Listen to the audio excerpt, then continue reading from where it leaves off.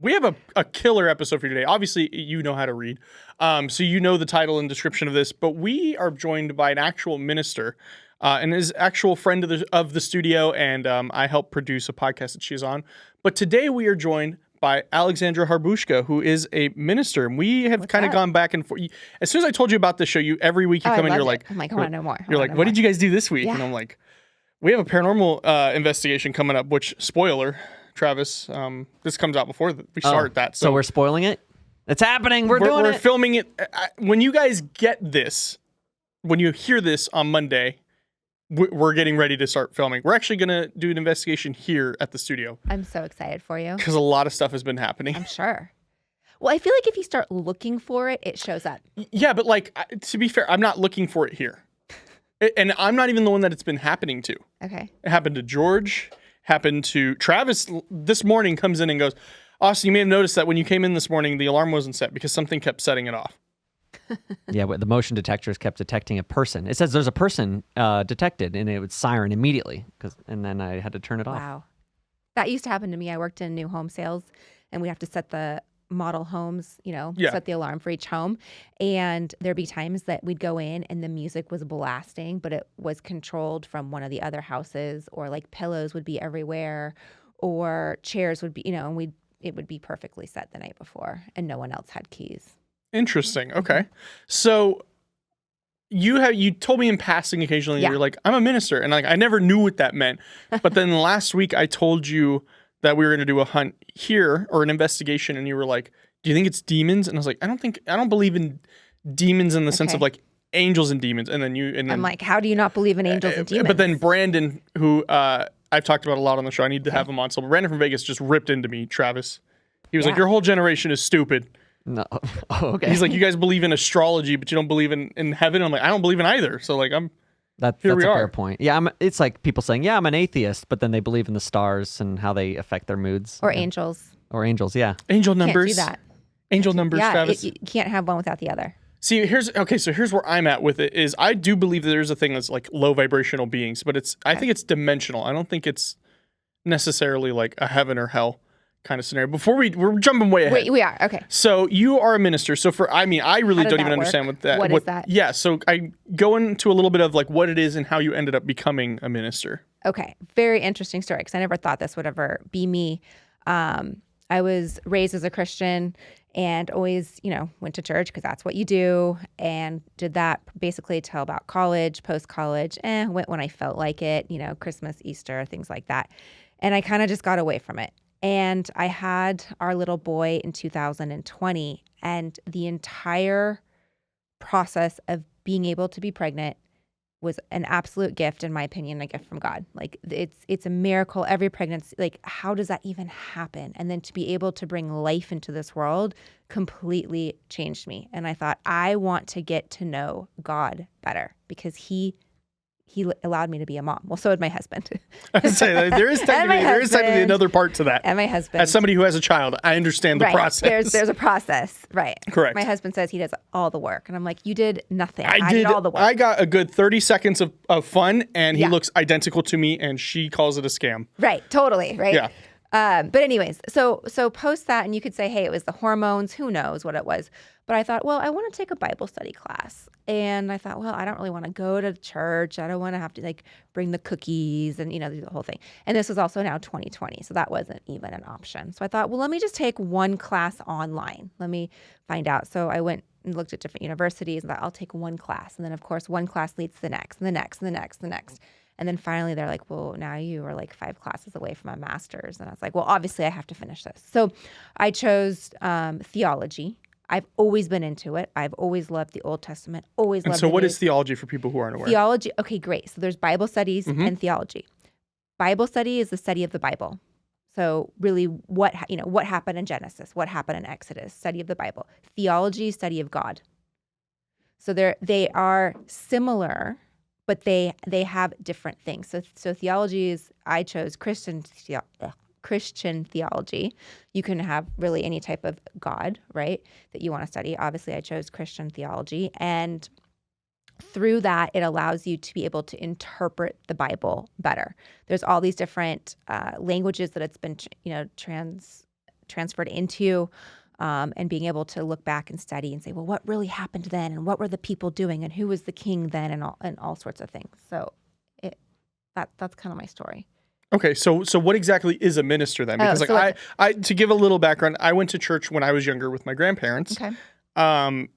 And I think it was something because I was not necessarily forced, but I wanted to spend more time with my grandparents, and that it was kind of like when you want to go to Disneyland, you get cheaper tickets, but you have to go to the timeshare meeting. Oh, right. It was kind of that. Like I go with my grandparents, and they would always buy me stuff, and I'd get to spend time with them. But then Sunday morning, your boy had to be singing. So what type of church did you go to? It was a Baptist church. Okay. Mm-hmm. And that's the thing that there's within Christianity, within the New Testament, there's so many different sects of the Christian faith that it may just have not felt right. Right. Because I've also heard Travis was a Boy Scout. I was a Boy Scout. Now, I was a Girl Scout. So Travis didn't do it the same way I did. I actually, Boy Scouts is here in Vegas especially, it's mostly ran through the Mormon churches. Interesting. So I had Cub Scouts, which is ran, like any other at a school. Uh-huh. It was a recreational thing. And then the troop disbanded towards the end of it. And so one of the kids that was in it with me, his church, because they were Mormon, and they were like, oh, well, we actually have Boy Scouts there. Also. And so I was like, okay, cool. So I was going there, and it was super cool. I was doing camping trips, and they're like, oh yeah, you have to do your duty to God project. And I was like, what the fuck is a duty to God project? I was like, that's okay. No, I'm good. I'm okay. Yeah, there's a lot of different beliefs on that, and I learned that big time working in my cohorts and things like that. Is there's some parts that are like, no, you have to. It's more like a daily ritual. You have to do this in order to get God's approval, and I think that's where it turns a lot of people off.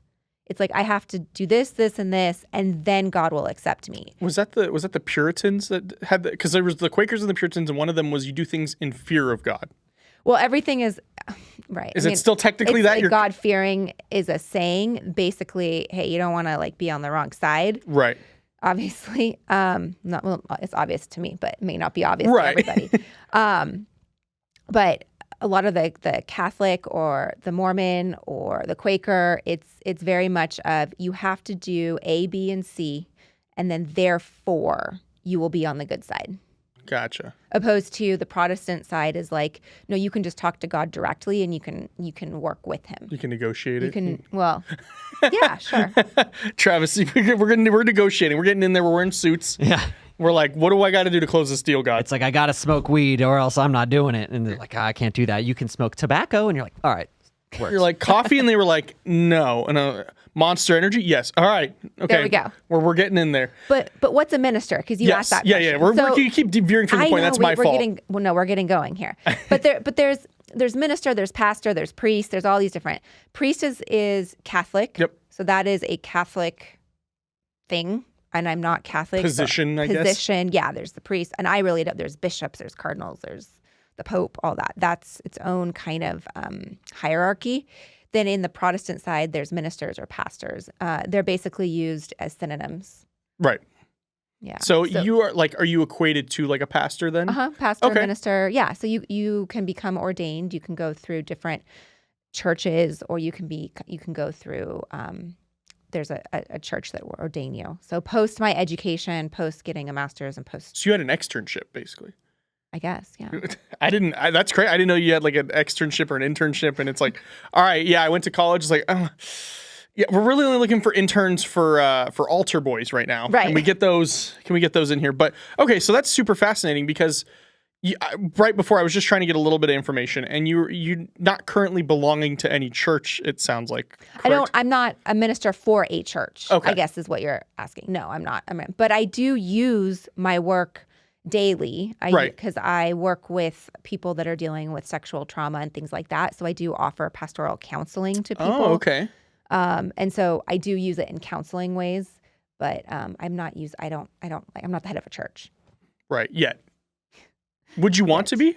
I don't think so. No, because there's a lot of like drama and politics and I go to church and I get all pumped up. I'm like, maybe I could volunteer my time, or maybe I could be like this past. But I'm like, no. But Thursday mornings, I really like doing the podcast. Right. I really like being on Brandon's podcast on Thursdays. Yeah. So, okay. Maybe. Who knows?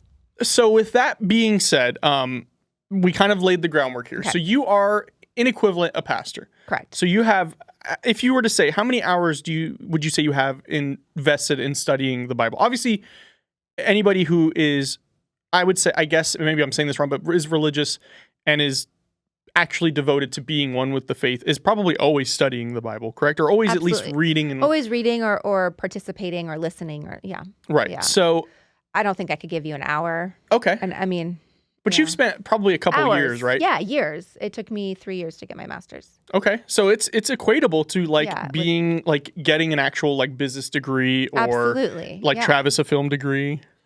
It is worth it. JK. And we're here now. I mean, we're making content. Yeah, So we're kind of in it. So I went ahead and I asked my audience to bring forth some questions. Surprisingly, a lot of them were like, I want to stay anonymous. Normally I include names. Uh-huh. A lot of them were like, I want to be anonymous. So That's I was like, wild. So here's the thing with my audience. I actually, and we're starting to dive more into it.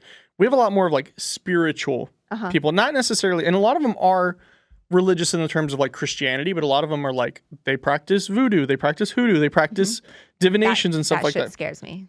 You should come on the call-in show. I gotta introduce you to my co-host. Okay. The Black like Cauldron. Voodoo.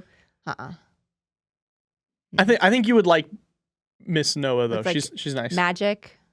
I don't know. It's like spiritual. Witches. Sure. They're real. Well, yeah. I mean, in what like sense? Beyonce's a witch. Beyonce is a witch. Yes. Okay. All right. Well, you have to finish that off now. You walked into that one. I'm not gonna let you get away with. Yeah. So here's my thing on what's so we were talking about angels and demons and things Correct. like that, and I think there's a lot of demonic forces that are out there, and it as a mother and as a Christian, that scares the shit out of me.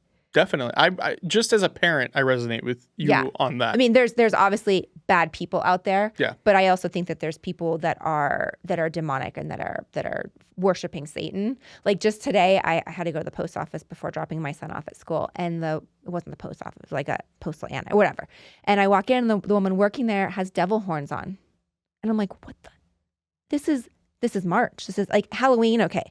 But I'm like, why do you have devil horns on? Like. That might have been something so innocent, but I don't look at that as innocent. And I immediately was like praying over my son. Like, I don't want you, I don't know what, because I'm getting going now. Right. No, I'm going to let you go. That freaks me out because I don't want you to possess my son. I don't want you to get in his head. I don't want you to get in my head. Okay. Yeah. So Beyonce. So back to this. I'm thinking about myself right now because you're, but we'll get to that after Beyonce. So Satan was the angel of music, and he fell from heaven. Okay. God kicked him out. Yes. So he condemned him to hell, and he was originally the angel of music. Okay. And you listen to our music today. It's satanic. It's weird. And you're talking about pop music, right? I'm talking Beyonce. I'm talking Taylor Swift. Okay. Because I wouldn't consider that demonic. Oh, I do now.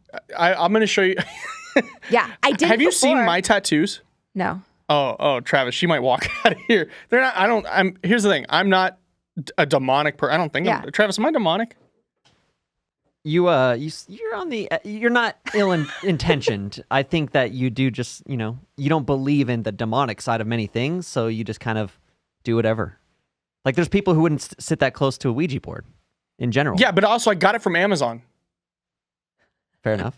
I do believe though that like if you have the negative intent, like I'm never going to use that thing ever. It's a prop. Right. But like George was like, we got to use it on the next event. I'm like, no, we don't. Yeah. Because I part of me does believe in like portals and stuff like that. Right. Which, not to freak you out, but so we had Adam Lieberman called in to the call-in show and he said that this used to be a boxing gym. But this whole wall here, all the way to the back, was a mirror. Okay. And my tarot lady was like, oh, yeah, no, that's not, we got to cleanse this place. That's not good that you just had a mirror chilling in here. And it's with boxing, so it's a lot of like aggressive energy and you're letting it out. Like at the jiu-jitsu gym I go to, there's no mirrors. Huh. There's no mirrors. There's nowhere to trap that energy, Travis. Interesting. It's above my pay grade. It is above your pay grade. Okay, so that's interesting because I'm a metalhead at heart. Like I've been forever. There are bands that I listen to that are like, and the thing is, I listen to them because I like the music, not because I'm like, oh, I want to praise Satan, like ever. Well, that's the thing. You don't realize you're doing it, and you start saying little words, and you start saying like and you don't realize that it's coming out, the words that you are saying are demonic or satanic or worshiping not in a positive way. And so again, I love Rihanna. Okay. I love her music. I love her jewelry, but I have a hard time listening to her music because I think that it's like when we watched her at the Super Bowl a year ago, she was putting up different signs and she's wearing red and like I don't think any of it is. There might be certain, so there's a whole thing with sound as well. Like there's positive sound waves and negative sound waves. There's positive sound waves that can make you feel good and can kill viruses in your body. And then there's other sound waves that can destroy your emotions and things like that. Perfect example. Have you seen where they take ice or they take water or they take your tears? Like, so if you have tears of sorrow and you freeze it and you look at the crystals, it literally looks sad. If you take tears of joy and freeze it, they look happy. They look like beautiful snowflakes. They're not also different snowflakes. They've played music to different waters. Yes. We covered this on with Jamie Lynn, who has a show here. She's a therapist. Okay. And she was telling us about that. Not in the religious aspect, but in the like, your emotions mean something. Yes. And we actually pulled it up on the show. We saw that there was... It's wild. Yeah. Right. And so I think that there is a lot being played into our music that really does hurt us on a cellular level that we don't even realize. And the words that might be being chanted might be words of, I don't know. I don't want to know.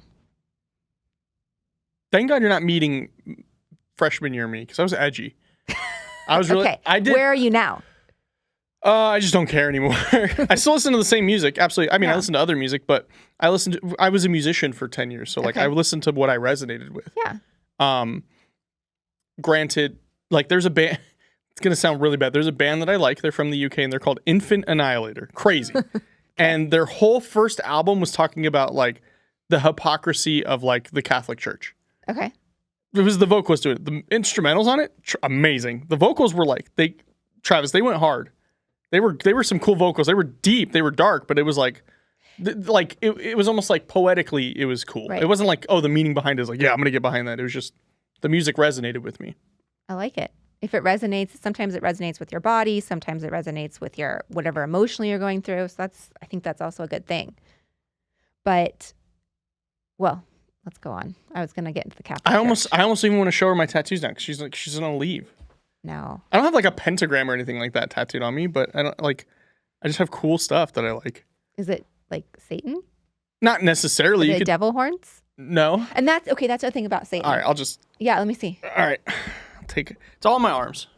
One of them is really wholesome. I had a friend who actually helped me start this page. He passed away in 2021 from COVID. So I put his birth date on my arm. Okay. That was my first tattoo. Hold on. Hang this up. This is exciting, guys. Yeah, it's the first time. I just realized because she's only been here. She's only been here a few months and it's been winter. So I've always had a jacket on. I'm always in a turtleneck. I know. Yeah. I'm like, I don't always wear turtlenecks. This is one of them. Okay, that's not that bad. No. Wait, show the camera. Show the camera. Oh, so this one. Ooh, we're getting vibrations on that one. I guess. Whoa. This one, my cat. Okay. My left arm though, crazy. So I have this one. So okay. Yeah, that's a little dark. And then I have this one. Okay, so it's a skull with candles, a snake and a candle. Okay, well, it's actually more of like a vapor. Vapor. What are you doing with that one? It looks nice. I like it. Okay. And then this is my friend's birthday and his initials. And then you have like the graveyard chaser. Yeah, Grim Reaper, I guess. Okay, cool. Here's the thing. I never got him because I was like, I can't wait to dedicate my life to Satan or anything like that. I just liked them. Okay. They look cool. I just think there's a lot of people out there with ill intention and Absolutely. they're able to do it so right in front of our eyes. Where like I didn't go to Taylor's concert. You couldn't get me there. But from what I saw on Instagram and social media, they were doing like rituals. Well, that's just because they're Swifties. Like that's probably mental illness. But no. Legitimately speaking. The stage. No, Taylor was. I mean, it wasn't the Swifties. It was what she was doing on stage. It was like a cult-like ritual. Okay. If I were I'd be praying. Yeah, you and I would not go for different reasons. Right. You wouldn't catch me at a Swiftie show. I wouldn't, because I just wouldn't want to go. I wouldn't want whatever was being hexed part of me. Okay. Yeah. Okay. See, I don't look into things that deeply. Okay. But maybe that's just my downfall. And maybe you'll see me on the bus downwards with Travis and George. And who's driving? Trey. Trey is driving. Because he doesn't know how to drive. Because he doesn't know how to drive in the real life. So, okay. So that's interesting that we've gotten in it. Because I've heard, I see people pointing that out all the time. And I don't label you as one of those people, but all the people that I've seen share that stuff on Facebook have like 2 followers. And they're like my grandmother. They're fringe and they're off. They're gone. So I think about that too. I'm like, am I getting to that age in my life where like, I just like, I don't, that, whatever we're trying to say, that age of like, the grandmother age. I'm not a grandmother by any means, but like. No, you're what, 27? I wish. But am I getting to that point of like good and bad, bad and evil, or listening to music and going, that's not right? Yeah, I would say it's more acceptable if you were just like, I just can't stand Taylor Swift. I'd be like, yeah, yes. Right. I stand with Alexandra on that. No, they snap. The celebrities snap overnight. They drink the juice. There's something that they do, and they snap. Yeah, it's called the label. You can see it. They get bought, and then they have to do stuff. They sell their soul. They literally get. I was almost there. Okay. I almost got signed to Red Bull when I was in a band. No, legitimately, really? like Red Bull Records. Yeah, I mean, I don't know. Like, so we had Kevin, the dad of the Jonas Brothers. He did a show here. He used to be a pastor. Okay. And then his son's band started taking off, so they kind of shunned him from doing that. Mm-hmm. So then he started doing that. But like you talk to him and he's like, yeah, no, I'm still very tied in religiously. And people are like, the Jonas Brothers are doing this. And I'm like, after meeting them, like I don't think that's what it is. Yeah. Because like Kevin is still very he may be. Right. Maybe. You keep looking behind me. It's like me? No. Is it the Ouija board? Well, the Ouija board. Yeah. And then I keep looking at the gold curtains. Oh, okay. They're drawing out. I'm just making sure. Like, there's nothing behind you that I'm seeing, is what you're asking. Well, no. Even if I've already heard that there's stuff here. So, but okay. So I have some questions here, and I want to start asking you some of them. So how does your faith inform your perspective on paranormal phenomena? Okay, I love that. Because I'm also into paranormal. I can tell because you ask me every week, like, what'd you find? What are you doing? When's the next video? And I'm like, I'm glad somebody's keeping me in check because I'm not. That's a really interesting thing, and that's kind of a hard one because if you are a Christian, then you're not supposed to believe in paranormal, or you're supposed to believe that those are like demonic or Satan or whatever. Right. I believe in angels. Absolutely. I believe there's angels around me. I believe you can call on angels. I believe you can also call on other forces. I believe in the quantum realm. We kind of talked about that. You sort of started about different realms. Was that? Yeah, like dimensional. Dimensional. Because that's what some people think aliens are. Is it's a different dimensional being. Oh, those are for sure real, even though you're not supposed to believe them as a Christian either. Right. You also have coffee though too, right? I do. Well, not anymore, but I like coffee. Okay. And you sell real estate too, so I don't know what the guideline is with the church on selling real estate. No, you can sell real estate. Oh, Absolutely. okay. Yeah. God says get your money up, not your funny up. One of the commandments says you can't wear fabrics of different textures. Like you can't do cotton and latex together. Or polyester and polyester. Dang. So I'm always breaking that all rule. of us are. Yeah. They're getting us. They took that out. I mean, there's only 10 commandments now that you follow, but one of the original commandments is, that's why you see the what are they? The Amish. They have the little suspenders and all that. That's because they have one fabric. Okay. Yeah, because they're into it. But okay, so going back to the phenomena. And how you how are do informed. I personally involve? I believe that there are evil spirits and bad spirits. I believe that you can choose to see them or choose not to see them. I think that we're all born with that ability to have psychic ability or mediumship or ability to see spirits. And I think that we either at one point decide to block it out or not block it out. So as a Christian, I know that's a hard one to throw out there. So people listening like, I don't know about that, Alexandra. I think that might have been something that was, so we go back to the Bible. There were texts that were written, and I have absolute faith in what is written in the Bible. But I also think there's probably other texts that weren't included. Right. And I think that there was a lot of religion that was used to control people, used to manipulate people. And I think that maybe some of the things that we're talking about was left out or used to control people. See, and I was going to ask you that later on because I've had people on who are maybe not as historically educated as you are, like having to go through and read all the textures, but a lot of them are talking about like with medieval times, like how they not invented, but they used religion, and some of them even say invented religion to control people and to control monetary value. And that's the reason why you have a priest or a pastor, is because they have to interpret it and they have to go through and go, actually, I'm going to say this as this. Yeah. Rome is 100% in control of the Catholic faith. Like, well, I mean, we have that now with like evangelical. Right. Absolutely. With now, if you're evangelical, you're almost 100% right wing. And that doesn't necessarily mean you have to. Religion is a political wing. Right. I didn't think of it that way, but I had talked to a lot of evangelical people in my courses, and I'm like, whoa, you're out there. Like, are they out there rural, like in a rural area too? I don't know. They had a laptop. They had Wi-Fi. Yeah. Do they? But what's the loan they can get if they're in rural? It's a rural loan. I forget what it's called. But yeah. But they probably have that loan, so that's how you can tell. Okay. Probably. So you're saying I believe in spirits. I absolutely do. But you believe in it in the sense of potentially spirits you're seeing are most likely demonic. No, not at all. Okay. No, I believe that you can talk to your relatives that have deceased. I believe that, yeah, absolutely. I think that there's people walking through my house all the time. You should clean it. You should sage it, and then they don't walk I in. have a really big house. Maybe you hire somebody. Maybe I have 20 doors. You're supposed to walk out of all of them backwards. So I had talked to someone about cleanse, because my son for a while was having a hard time sleeping, and I was like, I don't know what's going on. I cannot get it. He was night terrors as a newborn, and I believe that there were demonic forces. Of course, my husband did not. And so someone's like, you should put salt around your property, and I'm like, I don't know how much salt I'd have to send use. them the Zillow listing, and you're like, tell me how much salt I would I'd need. have to use. And then they're like, we need all your doors. I'm like, I have 20 doors. I would be there doing that every single night. I would never go to bed. So anyways, but you wouldn't, but he would. Yeah, exactly. I ended up putting salt underneath his bed, and it worked. Oh, okay. Yeah. All right then. Okay.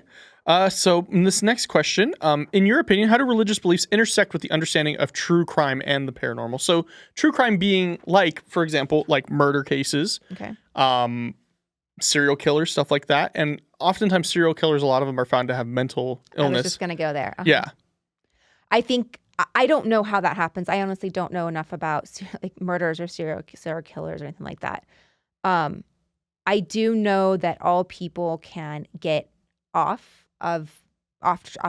course. We can easily be persuaded down, like I'm thinking Big Bad Wolf as a mom, like, come down this path, like, come with me, look at how big your smile is, like, all that. I think you can easily get down a bad road. I think that a lot of that has to do with mental illness. I think that has to do a lot of maybe the way you were raised. I think it has to do with substance abuse. When you're using any sort of substance, you are not in the full right mind, right?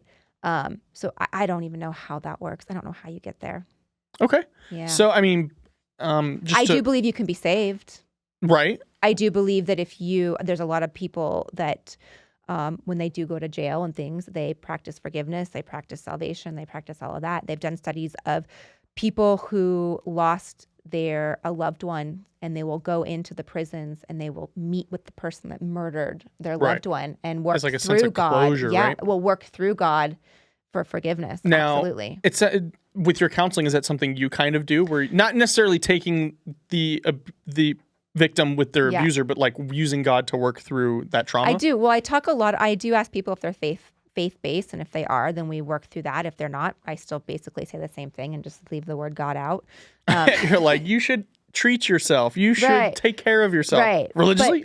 Right. But I talk a lot about forgiveness and responsibility. So I guess I'm thinking, if this was a murderer or just a bad person, I would say that you're going to meet your own demons at some point, unless you, I don't know, find God.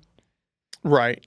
The way I feel about that is we all have demons in our life, but I don't see it as like a metaphysical demon. I just think of it as, we use demons as like a way to connotate like a challenge, or like an obstacle in your way. Mm-hmm. Like for me, like, oh, I face my demons every morning, which is just facing my alarm. I don't think my alarm is necessarily a demonic force, but Well, the devil can show up in any form. I mean, he showed up as a snake to Adam and Eve. right. So he doesn't have to be the guy with the horns or the woman at the with horns on today. Is When it I start Travis? being it could be Travis. You got me. Ah! It just literally melts in the chair. Yeah. We found him. Okay, so this next one asks, have you ever encountered any stories or things in your life that challenged your beliefs or understanding of the paranormal in regards to your religion or your religious belief? I have not. No. Okay. Yeah. Can you Interesting. explain more? Like, I guess we could go over mine then, Yeah, because I've let's told talk you that about my you. belief system yeah, was let's talk challenged. about you. I want to hear that. 'cause Okay. I want to. I mean, technically you. you're the guest, but I want to challenge you though. Let's okay, do it. so here's the thing with me is when I went to church, none of it made sense to me. Okay. Ever. And so I just never went back into it, and I really don't. Religion to me never made as much sense, and religion in the aspect of like spirituality with God. Mhm. Religion as like a social construct, awful. I hate it. How so? Like my grandmother, for example, talked down to me because of who I voted for Okay. politically because it wasn't Well, right I with might God. too. Just kidding. Well, I mean, sure. I mean, yeah. I mean, I'm talked down to myself for voting for that person too, but not because of political or religious reasons, because I was so young and naive. Mhm. And now I really don't even care if I share this here, but like now I'm independent. Like now I vote independent. I don't like the left or the right side. Like they're both wrong. They're both just trying to achieve the same goal, which I'm trying to achieve, but not politically. I would like to make money too, but through content, not through taking advantage of people politically and using their belief systems against them. But so I never really liked religion for the aspect of now religion is kind of turned. And granted, there's always the exception. People like you, people like I've had other people on the show who are religious who believe in God who aren't trying to constantly tell me that I need to be saved. Right. That's what does it for me. Like my I grandmother, agree. every time I call her, we have to pray. Which I let her because I love my grandmother and I have respect for her and I let her do her thing. I agree with that when you're trying to push yourself on someone or a way of life on someone. I agree when I've gone to churches that are very ritual based. Again, you have to do this, this, and this, and therefore you're okay. That doesn't work for me either. Right. Because the way I've been hearing it now is like you have a relationship Yes. with God. Absolutely. That's okay. Like, and the thing is like, I'm never going to talk down to somebody if they believe in God. Like, okay, if you do, but you're not trying to push it on me, cool. Yeah. But that's how I am with everything. Like people who are gay, like, okay, I don't care. Like if it makes you happy and you're not hurting anybody, cool. Let be and let them do whatever. But so going back to the initial story though, so we did a paranormal investigation. My first time ever, I think Travis as well. I don't think you've ever done one before that, Nope. right? We did one in October Okay. at a place called the Pioneer Saloon. Travis will argue with me on this, but I definitely encountered some things. I definitely felt and witnessed and experienced things. And like for the first time ever in my life, I finally understood what energy was. Mm-hmm. Like of a room, just walking and being like, Oh, it yeah. feels heavy in here or it feels different in here. And it wasn't anything like evil or demonic that we were encountering, at least as far as I Yeah. think. Like it was, we actually think we were talking to an employee who passed away a few months before. I think we talked about Yeah. this. So, but for me, it was like, okay, so how do I explain that then? If I'm not into religion, if I don't think God is real, if I don't think any of that is true, where do I get my explanation from? Of like, what did I encounter? Right. Kind of thing. So you don't believe in God. No, Okay, but you go to church with your grandma. I did when I was younger because like I said, it was a bargain deal. It was you want So to. you're asking me, how do you believe? How can you believe in spirits if you don't believe in God? Is that what you're asking me, or is that that was kind of what I was being challenged with? Is like, so how do I explain that then? you can't? Right. And so like, I mean, for Travis, he has a logical explanation for everything. Oh, we heard a noise. Okay. It's the It's wood the noise. settling. Yeah, it's very logical, Yeah. not emotional. Yeah. But and to be fair, like Travis really didn't experience anything. Like he witnessed like the spirit box session of something communicating with us, but he has his explanations for that. The only people who really truly experienced something was myself and the two other people who were doing the investigation. We were all technically doing the investigation, but like Travis and George were more focused on, am I in the camera? Is the shot there?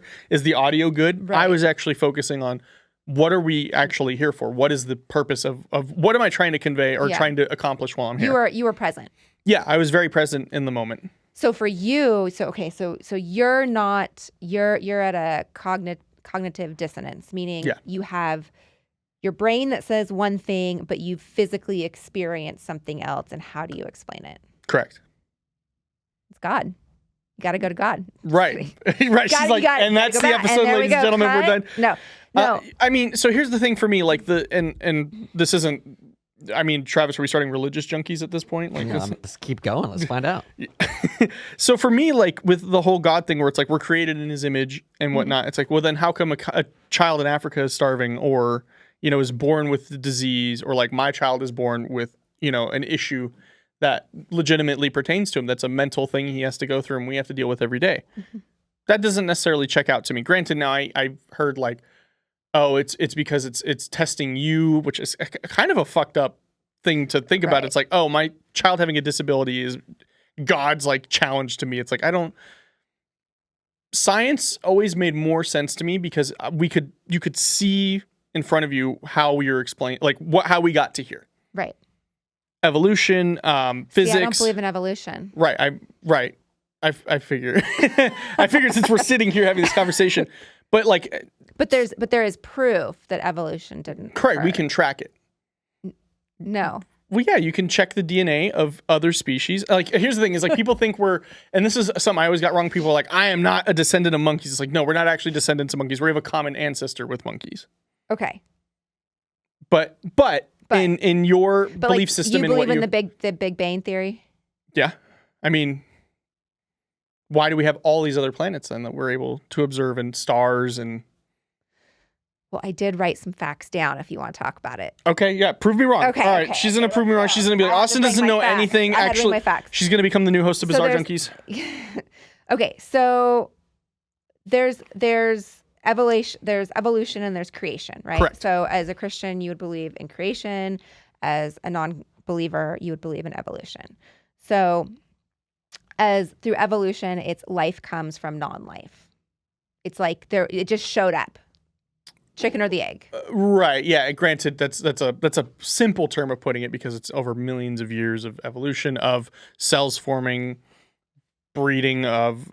And Travis, you're probably going to help me out because I haven't been to a biology class in some years. But I'm going to let you sink, bud. He's going to let me sink. He's going to let me look like an idiot on my own show, and he's going to be like, I would have answered it this way. He's going to coach me after this. He's like, we got to bring her back. We're going to do it live debate.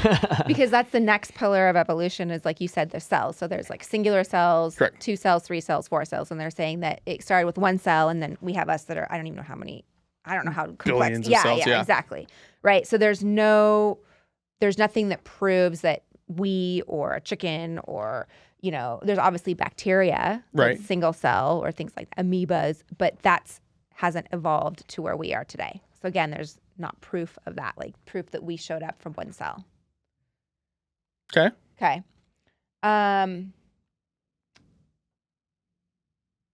So it's also talking about with the time and chance. If you don't mind, because I always like to cite my. So where are we pulling this information from? This is just from my own research. Just from things pulling I've heard. from. I can't cite it. Okay. It's just things I've heard in church or things I've heard. As long as it's not from Fox News, that's okay. Then I'm okay with it. The other thing that we think about is there's we have, like, for example, we have different species, right? So we can have different colors of cats. We can have different sizes of dogs. We can have all those different things. We can't make a dog into a cat. And that's kind of the idea of evolution, right? We've grown, we went from a fish to some legs, and then we kind of grew in, or we have the monkeys or apes, right, or and it branches off. We may be very close to them, but we're not it. So that's the theory of evolution. Okay. And then we can go over to creation. So if you look at everything, there's a code, right? There's a design and a designer. There's codes of us. We have our DNA, which I'll get into in a second as well, because that's really fascinating. Everything you look at you take a part of a leaf and look at it underneath a microscope. It's all coded. It works in a series. It works. So the Earth, the solar system, the universe, galaxies, they're actually all considered to be young. Right. not old. So we measure that in thousands of years rather than billions of years. So the Earth is estimated to be about 6,000 years old, which coincides with the Genesis. Right. So, I mean, do we, because I think we consider it to be thousands of years in terms of like human history, correct? Okay. Like of carbon dating. I mean, we had dinosaurs millions of years ago, according to scientists, which we haven't Right. seen a real dinosaur yet, Travis. So where's the real dinosaur? Like, I need Jurassic Park then, I guess. I guess. I don't know. Well, so the oldest living thing that we have are trees. Right, because those are hundreds and thousands of years old. Yeah. And we can date those back to about 4,500 years ago. And Okay. that's when the flood happened. Noah. For Noah's Ark, right? Noah's flood, right? So we can date trees back to 4,500 years ago. So there's evidence that there was a flood, Right. right? Back to the solar system. So we have the solar nebulas, which leave gas clouds, and they undergo a cycle Mhm. every 26 years. And if we do the math on that, that would go back to about 6,000 years. Interesting. Okay. So when you look at the time frame from Genesis and you look at the Earth, it's about the same time frame. And it talks about the Earth experienced a big flood about 2,500 BC, which is about 1,600 years after the creation of Earth. Right. And all of our mountains, you can show that they have all been under sea because they all have some form of sea life in them. So you can find them whether it's limestone, Right. whether it's the sea life and things like that. So that just debunks, in my opinion. Right. Based on your belief system, Based that on is my that belief is system. what you. And I'm not trying to say this. I'm just trying to say it that way. It just makes sense in terms of the conversation. Yeah. That's what you need to believe in. What your belief system is. That is your proof. Mhm. So, okay. I mean, I didn't bring any notes. You do. You have notes right there. I have questions. You talked. Yeah, I asked the audience. I didn't say, hey, guys, I need you. This is a fight camp. I need you to train me. Where's Neil deGrasse Tyson? Can we get him on the phone? Travis, do we have the line to him? Yeah, I think his number is 865-309. Is that Jesse's line? That's Jesse's. 8675309. Yeah, it shows my age. All right, let's Actually, you can continue. call that number now. Somebody bought it. But That's so okay, so in your opinion, then, so what do it like? Are we just being lied to then maybe. by science? Like in science? Because like every science teacher I've met has never, at least in my situations, has never had a political agenda or like a I'm gonna rule the youth and lie to them. Granted, obviously they're not the ones who came up with it. Yeah, they're just teaching what they've learned and so on and so forth. Right. So then what do you think about carbon dating? So I don't know. I don't okay. know how that goes. So me Please. neither. I'm not a geologist or a biologist. So, but carbon dating is how we determine like how old like fossils are. Mhm. So I mean, according to what you and the evidence you're bringing forth, Yeah. fossils should only be a couple thousand years old. Exactly. Okay. Carbon dating. Quick Carbon dating. thing to understand. There's things called half-lives. Oh, look at this. Yeah. Travis is smart as hell. Half-life. There's Okay. a half-life. So like when a element is created, Right. it takes X amount of millions or billions of years for it to just decay and go to nothing. Without any outside force. Right. acting So on a it. half-life is like how long it takes for half of that energy to dissipate completely. Okay. And depending on the different types of, half-lives, you can kind of tell the age of when something was created and how far along it is in its journey of death. On a cellular level. So they they look at the bones of a dinosaur and then they kind of, which are just like calcified. So you're not actually getting the actual cells of the bone. It's Right. just like a fossil, if you will. And so they're able to like use that information to be like, okay, so this tree, has been around for this many years because the cells in it are a quarter of the way dead. Or this sun is this old because the hydrogen atoms that it's putting off are this dead. I don't know anything past that, but that's how We're they date. podcasters, okay? We're not scientists. Right. But I don't know, but that's how they date things in the billions or the millions of years. They go based off of half-life of the cell's decay. Correct. I mean, and they're really confident about that. Because Okay. of math. Yeah, but I do think that scientists in general just they start with a whiteboard and then they do it. However, they never consider folklore, which always has some sort of truth to it, right? It's not It's always based on something. right when something sticks and lasts thousands of years across multiple tribes and it's found in multiple spots in the world where they had no communication. You have to. How did it Scientists show don't consider that when they talk about that. They only see evidence. They have to have proof. Or what their version of proof is, because your a religious person's version of proof is that all four corners of the world say the same thing, but they never had contact until. Right. So how is that possible? Until Wi-Fi. Until Wi-Fi. Till Wi-Fi. So, anyways, I'll continue. But that's kind of like how they would date it for so long. Okay, Wow. so they do it based on the half-life of the cells dying, or the half-life of the atoms that they're of the substance they're looking at. Okay, yeah, I mean I'm a podcaster. I'm a sensationalist. I'm probably wrong too. So yeah, we're about to get all the emails. Actually, Travis is wrong. It's this. So okay, that's super interesting because it's nobody, at least religiously, has broken it down that much to me before. Like my grandparents, I go, how do you? Well, of course it happened. It's in the Bible. Jesus said, okay, Grandma. And okay, I agree with you on that. I don't like hearing that either, where it's like, well, that's just what you have to believe. It's like that's why I think my belief system is leaning more towards science is because they actively try to disprove what they're finding. Right. They don't just take it at face value. Granted, there is, of course, everything. People are dumb everywhere. They'll take anything at face value. I could tell them ape water is pure spring water and is the best water, which it is. But people would like theory probably of evolution right there. Yeah, people would try to twist it and be like, "Oh, it cures cancer." It's like it's water. I mean, how do you stay cancer free? I mean, I guess you just live healthier.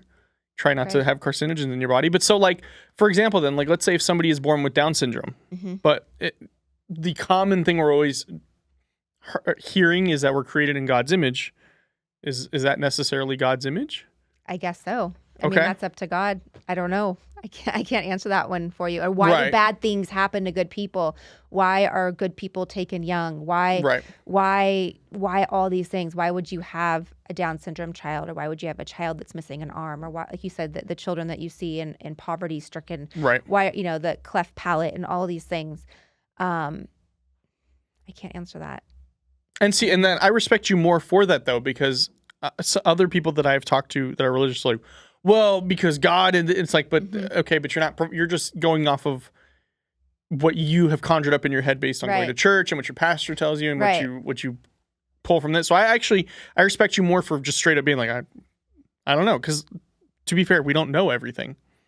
Right. Whether it's science or God, like there's something that you're not going to know everything. And I don't know. I don't know that one. Why? Maybe you could go back to maybe that person chose to be born that way. Interesting. So you could go with the thought of we are all little souls in heaven prior to coming down to this earth. And maybe you talk to God and make a deal and say, I want to come into life this form because I want to learn this way of life. I want to come into life in poverty. I want to come into life being disabled or something like that because I want to learn this. I want to be humbled, or I want to grow a certain way. Could be that thought. Okay. That's almost like the reincarnation tree where it's like Travis, this was fun, but I think I want to try to be born in Asia this go around. Okay. Choose life. All right. Let's move on to the next question. So that is because I believe in reincarnation, and that's something you're not supposed to believe in as a Christian. You're supposed to just believe in that we all go to heaven, or we go to where we're designated based on the choices we've made. Right. Based in our life. Right. Basically, our flesh vessel. Right. Your relationship with God. Right. Yeah. Yeah. Because So as someone that doesn't believe in God, what do you think happens when we die? It's like when before you were hang alive. out at Sticky Paws. Yes, you hang out at Sticky Paws and you start a podcast for as low as $9.99 a month. Contact us. We'll get you hooked up. Okay. Right, Travis? Did I do that right? Yeah. You get to another day. No. So I personally think that it's just like when you go to sleep.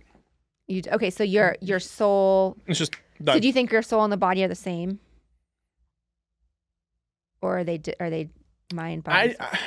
So here's the thing. I don't necessarily think that we have a soul, per my opinion, because I think it's all consciousness. Okay. I think it's all something that our brain does, because our brains are weird. They're fascinating pieces of anatomy. I don't think we have necessarily souls. I think it's consciousness and learned behavior that develops who you are. Okay. So you think that, again, when you die, you're just gone. Yeah. You don't go to heaven or hell. Yeah, it's like when you go to sleep. It's just you don't even know that you're dead. Okay. Oh, you don't even know you're dead. Yeah, no, it's Okay. it's like But what about the people that you're conjuring up that, here? and this is That's where you don't know what to do. I'm freaking out Right. here. Yeah, no, exactly. So that's where I'm like I don't know. I'm sad to think that when you think you die, you just die. That makes me sad. I'm sorry I make you sad. But no, I mean, yeah, it's just Yeah. nobody has been able, and obviously not, because if you die pertaining to religion, you go to heaven. Like, you're not going to come back and be like, guys, there's a buffet every 10 feet. Granted, I'm assuming, though, if you go to heaven, you probably don't even need to eat. Right. I don't know. Right. I don't know. Right. Okay. So, but yeah, I mean, it's such a weird thing because, like, I try not to think about it as much because it's like, and then I get in Yeah. these weird, like, sad. well, not necessarily sad, then my brain's like, what are we doing? And then I get a reminder from Travis, hey, we have 9 episodes that need to come out today. Can you get on Chop, those? chop. I'm like, I don't have time to think about consciousness. Have you talked to anybody that's had a near-death experience? Yeah. And they've seen heaven or hell? I have heard, so I've talked to people who have, like, they're like, I probably would have died in another 20 seconds or so. Mm-hmm. But I know that when you're, at least what I have heard is they've done studies where when you die, you're getting close to death, your brain releases a chemical. Mm-hmm. Is it dopamine? Am I getting that right, Travis? Have you heard this? Yeah, it's dopamine or it's something else, but it releases a chemical. It's like a happy chemical. And so that's where people think you get like the light flashing before your eyes kind of thing. And so they always say that, but I always feel that it's their brain going, well, this is what you've conditioned me to think. This is what we're going to think we're going now. Okay. Because you can condition your mind to do a lot of crazy things. Like if you think, and look at the political landscape, for example. If you stay in a thought bubble or a feedback loop of right is wrong, left is wrong, right is, or whatever. Yeah. Eventually your brain just instantly goes right is wrong. Right, like the right side of the political party, they're wrong no matter what. They will never be able to get through to me Right. because you conditioned You your have a brain to think belief. that way. Yeah. Yeah. You're set in it. A Okay. martyr, so to say. Okay. So I feel that that's how that, in my opinion, that's potentially what it is your brain is going, oh, well, we believe in heaven and hell. And your brain is subconsciously going, like, because, you know, you're always thinking of, like, did I do this right? Did I do that right? Like, just every day, like, oh, like, you know, with kids, especially, like, oh, was I a little too Harsh or do I need to buckle down on this? Like, all the time, like my girlfriend and I, she'll be like, I feel really bad for yelling at him, kind of thing. Like, and Right. you know, we're human, so sometimes it gets, you know, you get frustrated. Yeah, I get it. I've been there too. Yeah. Oh man. Yeah, you're like, "Ugh," and then you try to make it up, but you try not to like overdo it because Right. then it Right. you get Right. bad kids and stuff like that. So I think that is what it's doing is it's your brain working off of you constantly being stressed about something, mixed with that belief system you've kind of conditioned your brain to feel, and it's giving you like we're about to die. Okay, well, this is kind of what you think is supposed to happen, Okay. kind of thing. Does that make sense? Am I just rambling at this point? I see where you can believe that. Okay. Yeah, especially if someone that doesn't believe in God or doesn't believe in heaven or hell, Right. or afterlife, then yeah, I can see where that's coming. Right. So you think you just get laid down in the ground and And that's it. decay Yeah. or cremation? Or cremation. Or tree pods? you get reabsorbed. Yeah, Reabsorbed. reabsorbed. Yeah. Okay. Yeah, that. Or they can make you into like a soup now, I saw. Or a diamond? Yo, you can become a diamond? Yeah. I think they just burn you until you become carbon, and then they compress it. Mhm. That's pretty cool, actually. So, but yeah, so that's how I feel though about Okay. that. But I understand where you're coming from, where it's like, no, your soul is attached to you, and then when your body is no longer capable of carrying you or your soul moves on to heaven or hell, depending on your relationship with God. Yeah. Right? Is that kind of paraphrase? It's Spark Notes version? It does. Have you heard of astral Yeah. Yes, we talk about it a lot on the So call that show. would mean like your soul is leaving your body. Correct. So the way that I've heard it explained from the Black Cauldron and from people who call in and say they've done it is it's like a dimensional thing. Mm-hmm. But who's to say heaven and hell isn't a dimension? Because I recently saw a video where they said they were looking at the Bible and they said hell isn't necessarily a place, it's like a state of being. It's like a state of mind. Like it's a It's a loophole. yeah, it's not mind. necessarily like a physical place. Like you have your plane ticket, you hand it to the stewardess, and they fly you down there, and you're like, oh, all right, well, Wi-Fi's good, but the heat is unbearable. But I kind of like that idea of like hell is not a physical place or a destination. It is you're in like mental turmoil kind of thing. Okay. I don't know. Maybe that's a romanticized version that I kind of. I'll let you. I don't know. I've not been there, so I hope not. Like, yeah, I don't know. I haven't visited it. I don't plan on it. I don't want not selling real estate down there yet. No. Okay. Don't plan on it. Okay. I mean, yeah, and I also think that people should be good for the sake of being good, not because like it always felt, in my opinion, like religion felt like I want to go to heaven, so I guess I'll be nice. Kind of thing. Like I don't want to get caught with my hand in the cookie jar, and you're asking me to behave this way out of control, and you're just telling me like you can't do this, right? Because the Bible says so. I get that, and right. I don't like that either, and I think that turns a lot of people off. I think it turns a lot of people off of this like cadence or this. No, you need to fall in line and do what the Bible says because it says so, not because of why necessarily are we doing it? Have you looked kind of read between the lines as to understanding it? Let's read it. Let's understand. Let's see where the story comes from. Let's look at how this evolves, how this pertains in your life. Fascinating. This is like the most in-depth conversation we've had in a long time on this show. So, but you came ready, so I'm not surprised. I was like, I want to be ready. And you came ready. I have another fact about Noah's Ark. Can we go there? Yeah, absolutely. So the population, so there's this whole, again, we have theory of evolution, right? So if we've been around for billions or whatever, million, I don't know. I don't know what the evolution thought is. But when the flood happened, there were 6 people that could procreate. So Noah had 3 sons and wives. Okay. So there was 6. So there's 3 different families. So we're all related to the same. We're all related to Noah. It's like Genghis Khan. 10% of the population is him. Right. Okay. So if we take the population of 0.5% and times it by 4.5 thousand years, I messed up on my notes here. It's math. I would have messed up too. I know. So if you look at that, so you take the three families that were able to procreate, add in some famines, add in some wars, add in the growth rate, we'd have only been here. I'm you know what? I don't have my math right. I can't even do it. Okay. I don't have my math right. But for those of you that are curious, definitely go back and do the math. I can't do it here while we're on stage. But it does. I'm blushing if you can see it. Do you average the amount, like how long it takes, like, a person will have a kid when they're 15? Like, and then you just do it that many generations since then? Could. I don't know. I didn't do the math. It was given to me. It was interesting. Something I saw. Mm-hmm. What year was Noah's Ark? It was 1,600 years after the creation of Earth. So how many years ago was that? I could look it up in the Bible. Oh, you could Google it right now and see what it was BC. You should watch. So we had a leap day this year. We did. George went in conspiracy theory mode. Said it's actually 506 AD. Because if you just do 2024 divided by 4, because every 4 years we have a leap year, it's actually 506 AD. And we looked up like what significant events happened in 506 AD, and it was like 2 things. Nothing. So George was like, if you're having dreams about this, it's actually happening. You're just in 506 AD because it's leap year.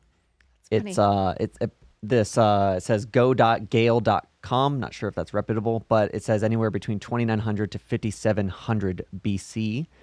Is the range. Noah was before Christ, right? Mm-hmm. Okay. So if we just like literally do the math between now and then, divide it by let's say 15, because they had children earlier in life. Abraham was like 800 years old. What? Okay, yeah, math's hard. But anyways, yeah, so that's a lot of generations. So I don't know how old Noah was. Probably how old was he, and how old was Steve Carell when he played him in the movie? We'll just base it on like 38 or something like that. But okay, that. Because I know the Noah's Ark thing is a big thing that people talk about. But so going back to some more questions. I got myself stuck on that one. That's okay. It happens. I'll come back Okay. next time. She'll send me a text and then I'll have to like, will, when I I'll have see to you be like, next hey, this is what it is. Okay, so are there commonalities or connections between religious teachings and paranormal occurrences that you may have observed? Have you actually ever had a paranormal experience besides like I guess the one with your son could be counted as one. Yeah, I've heard voices. Okay.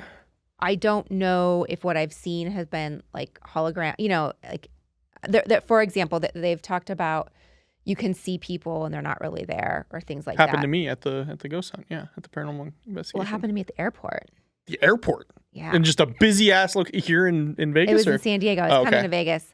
And I was meeting my girlfriends and I. We were all going to Vegas for the weekend, and I had this big Starbucks, and I was like, "Gosh, should I go to Starbucks or not?" And it's on the other side of the gate that you can't bring your Starbucks in. And there was a police officer that says, "Hey, we just changed the rule. You can bring your Starbucks in." And I was like, "No, you haven't." He goes, "Yeah, go get it."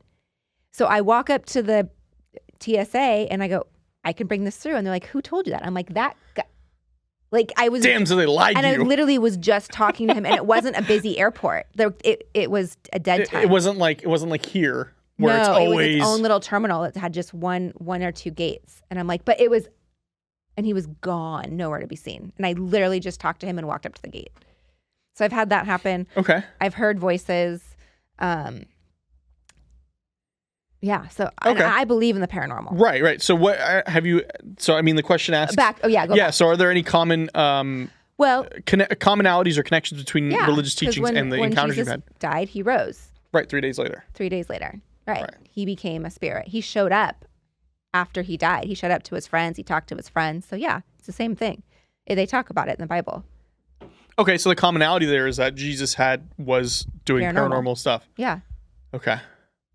We need to make Paranormal Activity Bible Edition. Yeah. The movie. And there's people that have claimed, like they'll show pictures of like they've snapped pictures and there's been Jesus, or there's clouds that have been in the form of Jesus, or the Lay's potato chip that was sold on eBay that had Jesus in face. it. Okay. Yeah. Right. But okay. I haven't seen that. But yeah, no, but they've shown, photos and things of that of Jesus appearing. So how that's paranormal. By the definition, yeah, that is, because I know when most people think paranormal, they think ghosts and EVPs, but paranormal just means outside of the normal. Right. So, you could think an angel's paranormal. Correct. Now, do you believe in angels as like a being coming down from the sky, or because like there's a thing going around with like biblically correct angels? It's like a bunch of eyes with wings. Are you able to pull that up? You know what I'm talking about, Travis? I do. It's really creepy. It's really creepy. Biblically correct angels. Yeah, it's like it.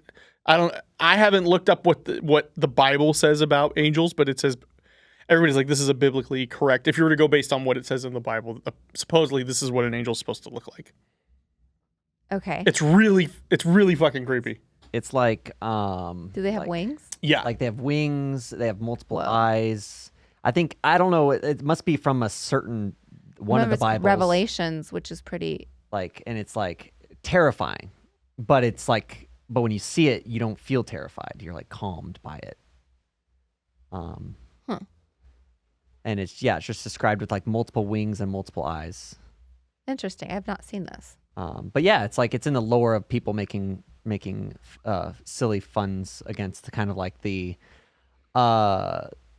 popular version of like an angel versus like what's actually like described in the Bibles. Perhaps, again, speaking ignorantly. So maybe you'll have to come back to me and just say like, okay, based on all of the descriptions in the Bible, this is either that's correct or what we. Because when people think of angels, they think of like a guardian angel, which is like somebody coming down with wings and yeah. Okay, so I was just curious about that if you had seen that because that's been going around a lot. Seen that. Okay, and it's not on my feed. Okay, so there's some lyrics I wanted to talk to you about because have you heard of System of a Down? No. Oh, so they were really big in the like early mid 2000s. Okay. So they have a song called Chop Suey, which is a huge hit. It was like all over the radio. And the funny story behind it is they were with a big producer at the time named Rick Rubin. He's done all the big artists. And his thing is like, if we can't figure out a lyric, like if we're missing lyrics, he has a library. He's like, just grab a book at random and then open a page at random and then just find. And so the book that the singer ended up grabbing, and not because he wanted to, just it was the Bible.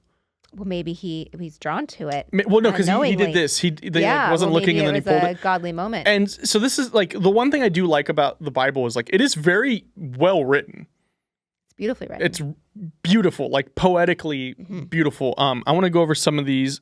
Okay. If it's labeled correctly, because I don't think it's because they sing it in a verse, but I think it's pulled from different sections. Okay. So I want to know if any of this makes sense to you. So the first line is, "Father, do you commend my spirit?" Now, obviously, breaking that down, it's commending means like showing approval of, correct? I think so. Right? Yeah. And then, Are you okay with who I am? right. And then the next line is, "Father, why have you forsaken me?" Why have you left me, basically? Right.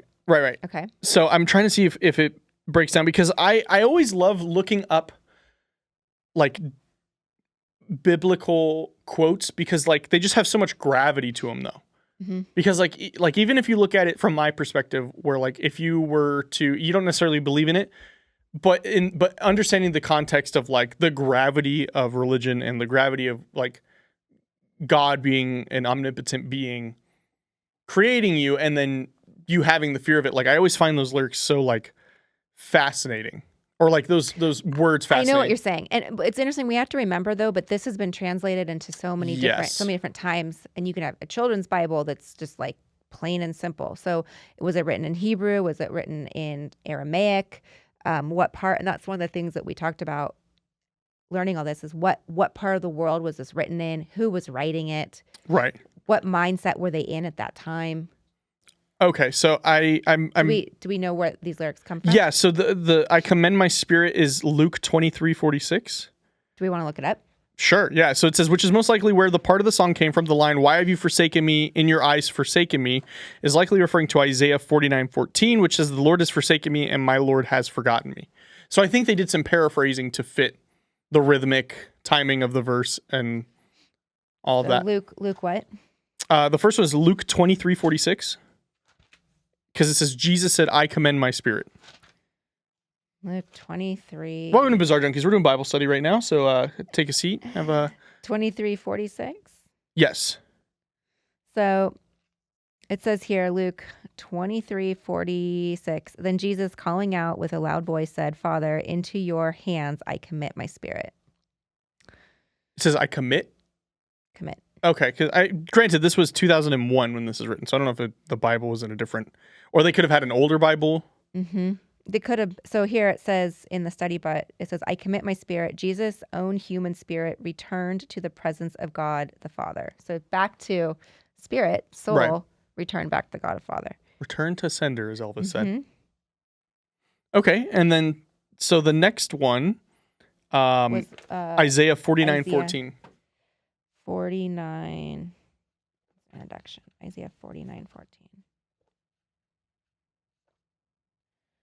49:18. Yes. One sec. I think it was I had went away. 49:14. Oh, 49:14.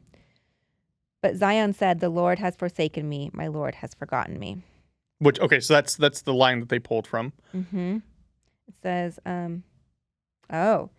this talks about in the study Bible. It talks about contrast with the gloom of the Jewish exiles. Right. Travis, not throwing you under the bus, but you're Jewish. I am Jewish, and I don't understand how that's throwing me under the bus, but yeah. That's it. Oh, okay. Well, I'm throwing you into this conversation now too. What we're reading, that Isaiah is talking about the restoration of Israel. So the whole part is talking about Israel. Right. So talking about the Lord has forsaken me, the Lord has forgotten me, obviously must have something to do with the Jewish being forgotten at some point, feeling that they're forgotten, whether it was with Pharaoh, whether it was on the 40 years around with Moses. I don't know. I'd have to go back and really spend time on it. So going back to that initial band I told you about earlier, Infant Annihilator, they, and I've heard this term used around a lot, but like lamb blood or like lamb. Like there's another metal band that I really like called Lamb of God. Okay. What is the significance of like the lamb figure? Well, originally, so the people of the Jewish faith And originally, before Christ was born, they would offer sacrifices, and it would be lamb's blood. Right. And so you can talk up, I mean, if we want to go into Passover, that's coming up. So Pharaoh was not letting the people go, right? Pharaoh was not letting the Jewish people go. They were slaves, they were servants. And so God said, if you are Jewish, put lamb's blood over your door and I will pass over. So pass over your house. I will not kill your firstborn son. So that's a very significant part. I remember there's a movie, I think it was I don't remember, but it's an older movie and I think it's about Moses. Mm-hmm.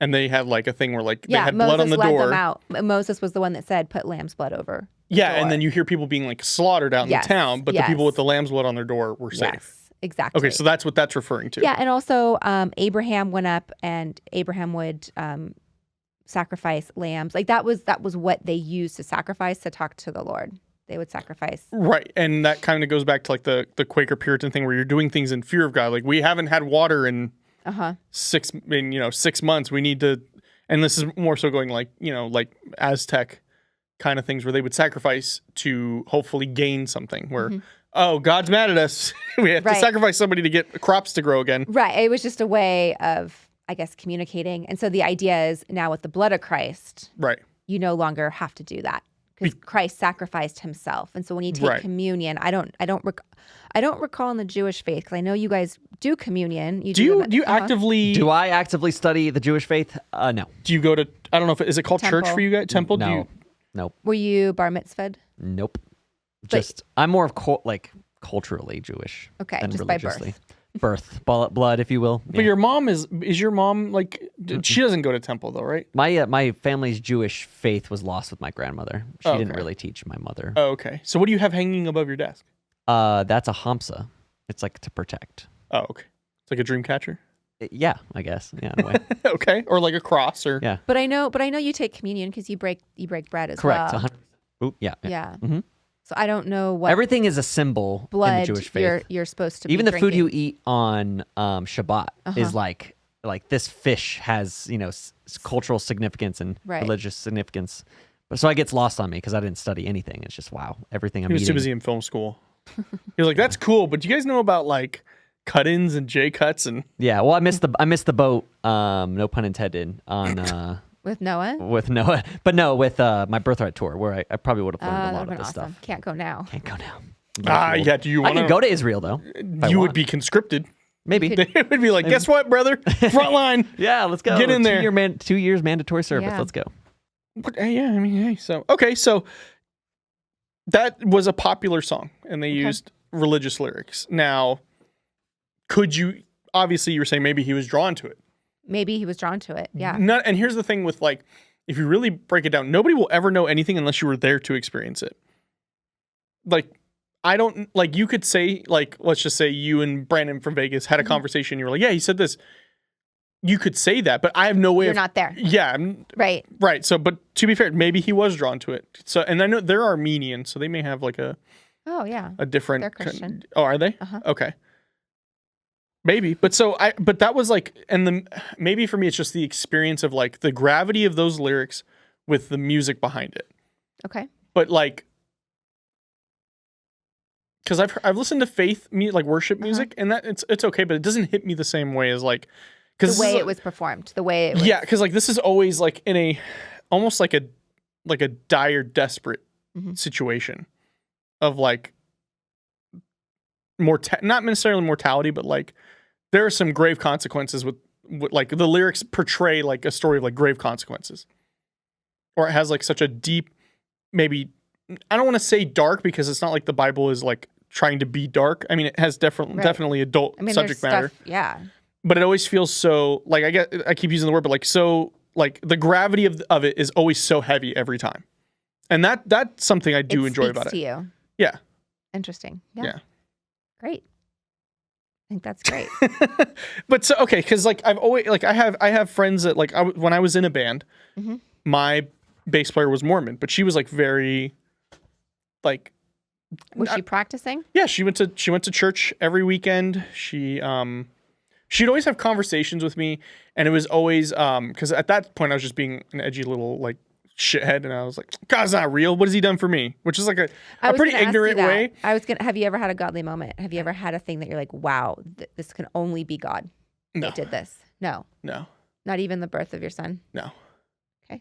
It was a crazy moment. Yeah, absolutely. And I'm thankful every minute for him. But with what I have learned of science and of biology and like procreating and all that, it's still like crazy because like, yeah, like a few hundred years ago, you would have died when you gave birth to your Right. son. Like medicine wasn't there. Yeah, maybe. Maybe. I mean, obviously we all made it this far. Correct. Well, I mean, because the child would be born, but then the mom would die soon after. A lot of times, yes. Yeah. And what helped us was like medical advancements. Granted, now you could say God helped us Mm-hmm. or protected that person or something like that. Or they got that dog in them and they're built different. But yeah, no, I've never had a moment where I'm like, oh, this can't be explained. correct. Well, I mean, I did, but here we Still are. don't know. Yeah, Yeah. that's why we're here. Yes. Okay. Yeah. And this isn't necessarily like, I didn't have you on because I'm like, I need to be converted. It was like, no, I No, just want to yeah. have the conversation. And I think love this is it. a very interesting conversation we've been having. The way I feel about it, God, religion, because there's multiple gods that like we could Right. talk about. We can talk about Muslims, right? Allah, that's a different God. So my whole thought on it is, you do you, you believe you, and if you're drawn towards it, if you're a believer, great. If you're not, that's your journey. Like, how nice would the world be if just more people felt that way? I mean, it makes me sad to think that people don't believe in God, but that's your journey. It's, do you know what I'm Right. trying? Like, Yeah. it's just where you are. It's not your responsibility to convert everybody. No, it's my responsibility to live the life I want to live, and I feel like it's my responsibility to teach my son. Right. But other than that, Right. But as a parent, you have ultimately yeah, the decision in that. And Right. like I've had that conversation because my girlfriend, it's weird because she's not necessarily religious, but I had a paranormal encounter at the house, and you know what she did? She went to her mom. Okay. And her mom gave her holy water, okay, and she spread it across the room, and then I didn't have an experience again in the room. So I was like, okay, maybe. But I always feel like maybe it's just the intention behind it is what. could be. Like, for example, like the Ouija board behind me. I do think like if you were to use that in a negative manner, a low vibrational being, not necessarily a demon, could be invited into I agree. to your Yeah, it life. doesn't have to be a demon, Right. but yeah, low vibrational, just a bad person. Yeah, the vibes are off. Yeah, I mean, I Yeah. used to play with Ouija boards when I was little. Why? I don't. Okay, I'm I into have this it. show, but I've never once been like, all right, I'm gonna do it. Well, yeah, when you're little. Now I wouldn't touch it. So if I scares me. handed you it, you wouldn't hold it. I would put it down. I'd be like, Okay. it scares me. Okay. The intention behind it, Right. Scares Okay. me. Yeah. Because unless you say like I'm calling on high vibrational beings or something like that, but you don't want to Can we communicate with God through the Ouija board? yeah, something like that, Right. or Okay. angels or things like that. But if you're I wouldn't want to. So going back to the bass player that I had at the time, she always explained, and it makes sense to me now that I'm older, and I would like to think that my brain has developed fully. Mm-hmm. But she always said that like religion is a two-way street. Okay. Where like your relation, and it's like Yeah. I guess because at that time nobody had ever explained it to me as a relationship with God. They always explained it as, this. go to church because you got to get right with God. Mhm. But as we're hearing, like you don't have to go to church to be No. right with God. No. Now, am I misinterpreting, or wasn't there something where like, I think it was Jesus who said like, do not gather to worship? Like idolatry. Don't worship idols or don't worship. Well, I knew that one because like pagan, Yeah. Christmas, Halloween, Oh, you can get me going on that one. Sticky Yeah. Paws Sticky podcast, Paws. all pagan holidays. Easter. But like no, I think and obviously it's the internet, so everything is misconstrued, and you have to go deeper. You can't take it at face value. So that's Yeah. why I'm asking you, Yes. as somebody who has studied, is there anywhere where Jesus or maybe even God says like, do not gather in places of worship to worship me? I don't believe. Do not Okay. gather. Yeah, like don't gather. I don't think so. Okay. I don't. Yeah, no, So it's just the internet being the internet. maybe. I mean, the Bible is so big. It's so I don't. Yeah, I mean, how many claim to pages know- are in that one? That one's a study Bible. That's so there's more. huge. I don't know how many pages there are in the Bible. I mean, it's Right. it's huge. So I don't claim to know everything. Right. And it's a matter of taking something and saying, I want to read this part. I want to understand this part. But I don't recall it saying like, don't gather. Okay, so then that's why I'm asking you, Yeah. because you are definitely in this room. You are the I'm the expert expert on in this room. Okay. Yes, in this room. I mean, unless Travis is hiding something from me, which he could. tends to do. So, but I don't think he's that versed in. I'm actually God. He's like, I actually. I am. won't claim that. That's Actually really not bad, gonna do right? that. Isn't that like isn't that stolen valor? Oh God, I'm sorry. That's like the South Park reference where Cartman starts a Christian rock band, Okay. but not because he believes in God, just He because just he wants wants the to make people- money. Yeah. And so he's like, I'm telling the truth, and if I'm not, may the good Lord strike me down right now. And then like Butters is next to him, like starts inching away from him. It's like, actually, because you said that you might actually get it. And then they obviously in the South Park lore, Jesus is real because Jesus is a character that comes in. Okay. But Cartman gets like smited a couple of times. Where he like, and I'm not saying this, I'm just quoting this, but he literally says "fuck Jesus" and he gets electrocuted on stage. okay. Like not like he stepped on a wire, like a Lightning bolt a bolt shows just up. comes down out of the sky Yeah. and hits him.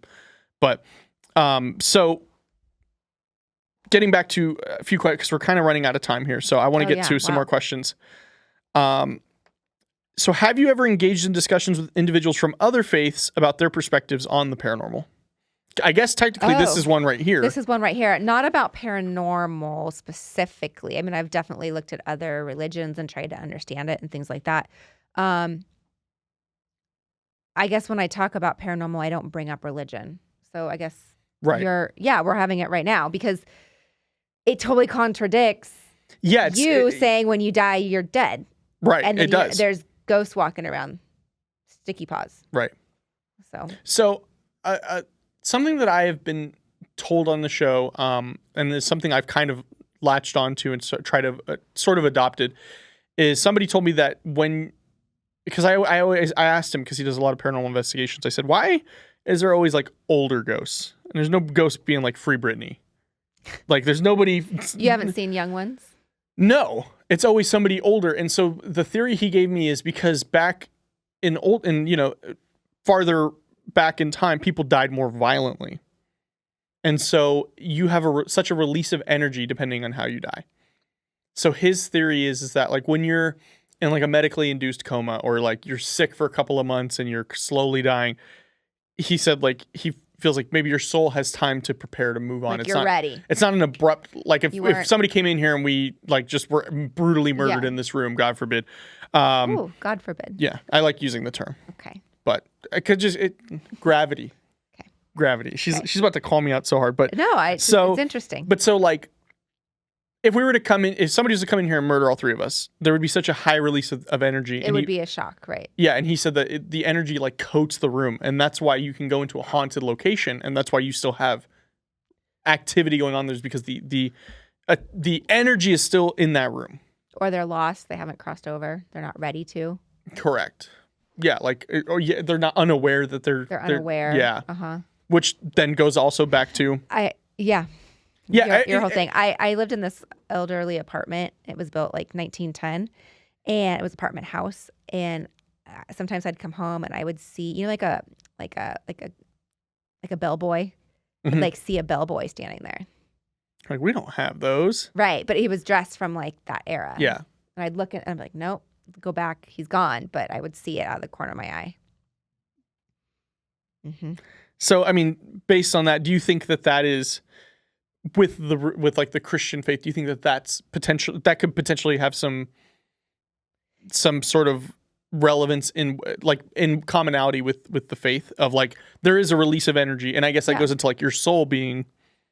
Yeah, I mean, again, from the Christian faith, you're not supposed to believe any of that. And Right. You're supposed to believe that that's wrong or that's Witchcraft. Satan or witchcraft or whatever. But I just think that there's probably a lot that's been left out maybe, or things that haven't been added. Like the Book of Mormon is a whole other chapter that Christians don't believe, but Mormons are Christians. Right. It's a whole other book, right? So, but okay, let's go back to Jesus. I mean, he showed up. So Right. And he was, according to the Bible, very violently murdered and Right. tortured. Yeah. And there's a lot of really sad energy. Where was he, historically speaking, where was he, where did he die? In Israel? Or like in that area? Rome, Oh, in Rome. Okay. So then how come Israel is the Holy Land? because that's where he was born in Bethlehem. Oh, okay. So that's like his I believe, yeah. his hometown. That's where Well, his UFC that's- fight card has fighting out of Israel. There's also a lot in Turkey that's happened biblically. I Right. mean, that whole area. It's like the Middle East is like a very The Middle East is all biblical, and then Israel, Right, which is why they're still fighting. Israel's kind of where like where the fighting is right now. where it's fighting especially right now, religiously. Mhm. But okay, all right. So to kind of wrap this up, going Wrap it back up. to the whole the heavy scripture, the heavy just part, like, is there any part of the Bible that just constantly sticks out to you? Like it had such a profound message to you that you're like, okay, it's obviously you know a lot of it, but there's one that's like it's always sticking out to you. I like the Old Testament, and I also like Psalms. The Book of Psalms, they're just a bunch of poems. That you And- sing, right? You can. Or is that the You hymns? can. Well, no. There are psalms that are made into songs, Okay. but there are some that you read and they're just like, wow, how is this written so long ago? Or you look at, remember I mentioned the commandments. Right. We now have 10 commandments, but there was over 600 commandments. So how is it back then that these things were known, yet now we have science to prove it? Like something, for example, you can't have anxiety and gratitude at the same time. And in the Bible, it says, I don't have the Right. scripture in front of me, but it's like it says when you have anxiety, don't have anxiety, have gratitude. And that was written thousands of years ago, yet scientists have just proven that. So anytime you have anxiety, if you work in gratitude, your anxiety will go away. Your brain can't do both at the same time. So we should stop taking Lexapro. 20 Yes. milligrams a day. Okay. Yes. All right. Yes. Okay, and just work in gratitude. Work in gratitude. It'll Okay. go away. Okay. So I find that fascinating. One other thing I didn't bring up that I just find fascinating as well is this one is good. So this is science. So we'll see how we Got do it, here. Travis? She looked Yeah, at you, got too. it. She looked right at Straight you. up looked at me. Okay, so when we have our DNA, we have our double-stranded helix, and there's a unit called the sulfuric bridge that holds everything together, holds the DNA together. And it appears after every 10 nuclear acids have been laid down, then every 5 nuclear acids, and every 6 nuclear acids, and then every 5. So the pattern is 10, 5, 6, 5, the way that Right. it's built. And when you look at that on letters, like each letter, each number has a letter with it. It spells Yahweh, which is the name of God. That's Hebrew for God. Right. So God has a numerical value in our DNA. So when you look at it, yeah, so in our DNA spells God. Fascinating. Fascinating. Then also when you take it written in Hebrew and turn the Hebrew words on the side, it actually is a picture of a man. I have it. Do you want to see it? Okay. Sure. Yeah. Travis is the original question is, was there any scripture that just stands out to you? And we're getting into the facts. Scriptures turn sideways. Okay. So Can you show that to the camera?